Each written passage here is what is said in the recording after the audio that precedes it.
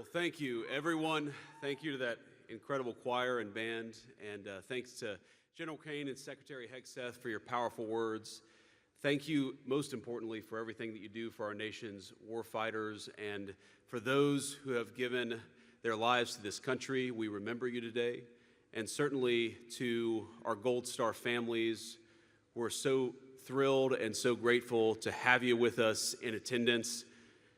This is a sacred place, an eternal resting spot for our nation's sons and daughters.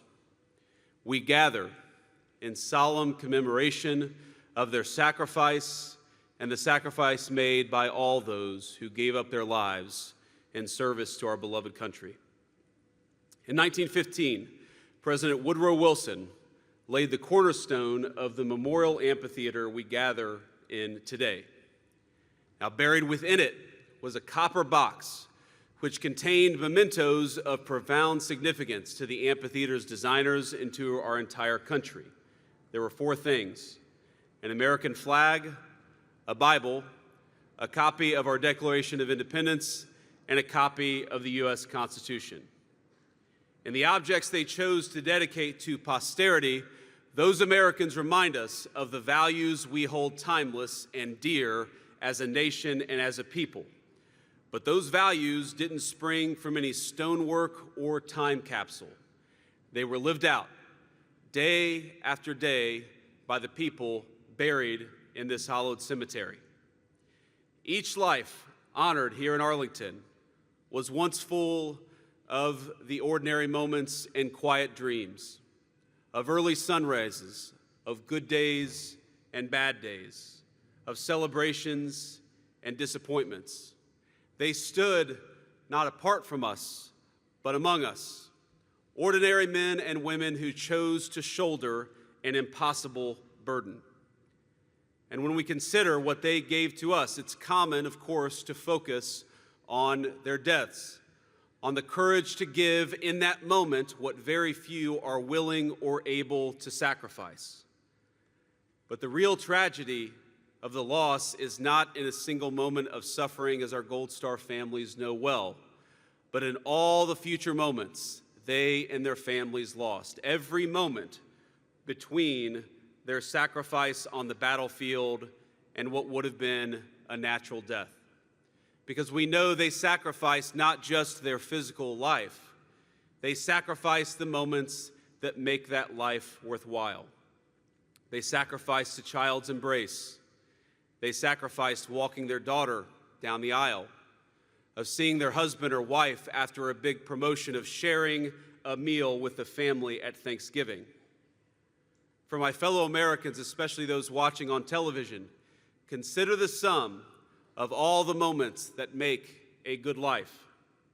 And now appreciate that countless strangers, people most of you never met, they gave up those moments in their own life so that we could enjoy them in ours. And that is what Memorial Day is all about. I once heard a Marine Corps colonel that I served with. He said this in 2005, not long after a very tough deployment to Iraq. He said this about his fallen men, that they were the best looking, they were the kindest, they were the smartest, they were the most devoted. They were the very best of us. To them, we owe everything.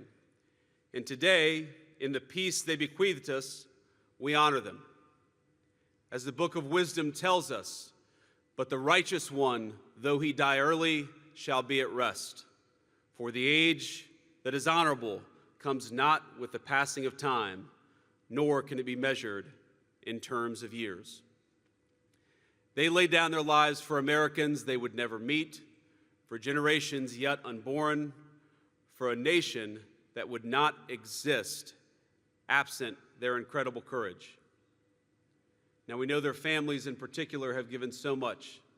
And in particular, I want to speak to the Gold Star families, to the families who have lost a son, a daughter, a husband, or a wife, to every child here who misses your dad or your mom. Know that your loved one to us is a hero. And though we cannot know your pain, please know that I speak for the entire nation when I say that we are grateful to them and to you for a debt none of us can possibly repay. Now, all of us will honor the fallen and their families in our own way, but allow me to suggest two ways of honoring their sacrifice, two ways that I try to honor their sacrifice every day. First, we ought to commit ourselves and expect from our leaders to treat the lives of our troops as the most precious resource, the very best way.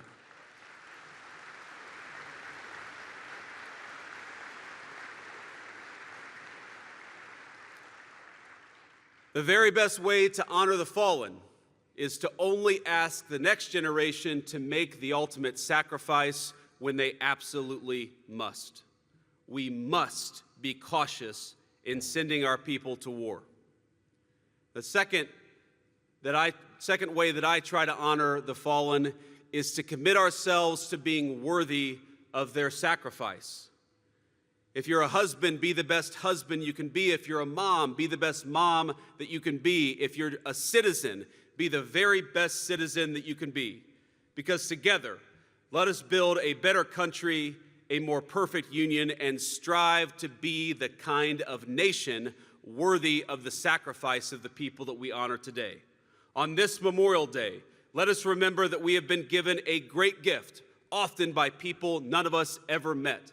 Let us cherish that gift and make ourselves worthy of it.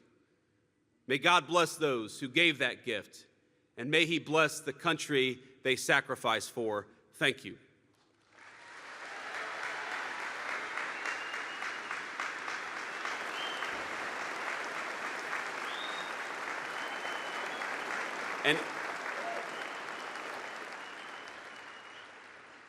And now, without further ado, let me please introduce your president, the people's president, the president who knows what these men and women, what they sacrificed for, and who honors them every single day in the job that he does, President Trump.